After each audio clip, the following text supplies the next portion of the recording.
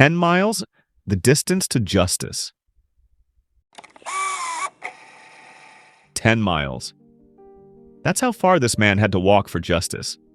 Not across a desert, not through a war zone, but through post-Civil War America. A country that claimed slavery had ended yet still treated freedom like a privilege. This is the story of Cuff Canara, a formerly enslaved man who believed the law might finally protect his family. He was wrong. The Civil War was over. Slavery had been abolished, on paper. But in the South, very little had actually changed. Former slave owners still lived on their land.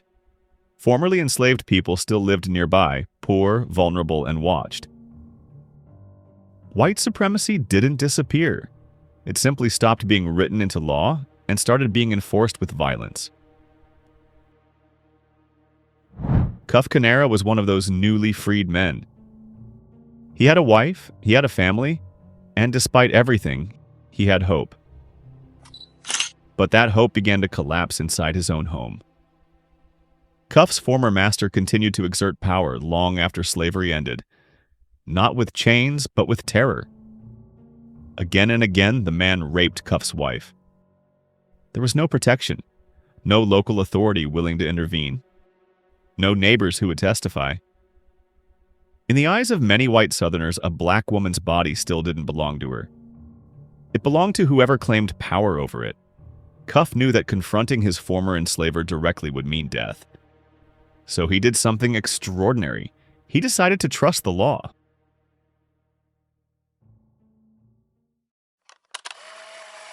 Cuff heard about the Freedmen's Bureau, a federal agency created to help formerly enslaved people. They were supposed to investigate abuse. They were supposed to protect families like his. The nearest bureau office was 10 miles away.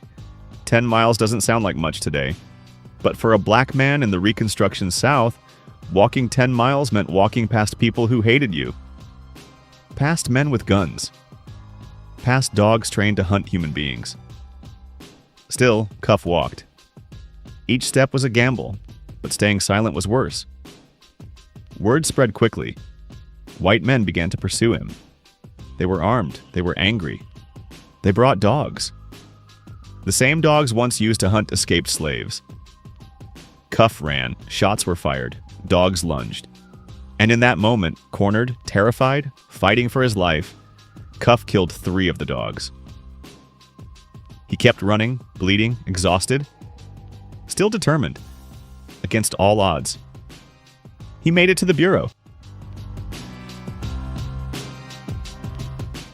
An investigation followed. The case went before a jury. Cuff told his story. So did his wife. The facts were clear. And yet, the jury was white. The judges were white. The power structure remained exactly the same. The verdict? The former master was found innocent. Not of rape, not of terror, not of violence. Instead, the jury declared 3 animals were worth more than a black woman's suffering. More than a family's safety. More than justice itself. Cuff Canara did everything right. He didn't seek revenge. He didn't take the law into his own hands. He trusted the system. He walked 10 miles believing freedom meant something. But the truth was brutal.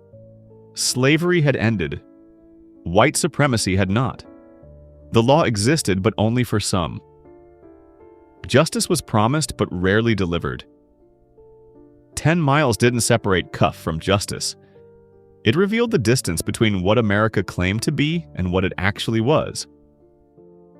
And in many ways, that distance still exists today. Because sometimes the most important journeys aren't about how far you walk, but about how far justice still has to go.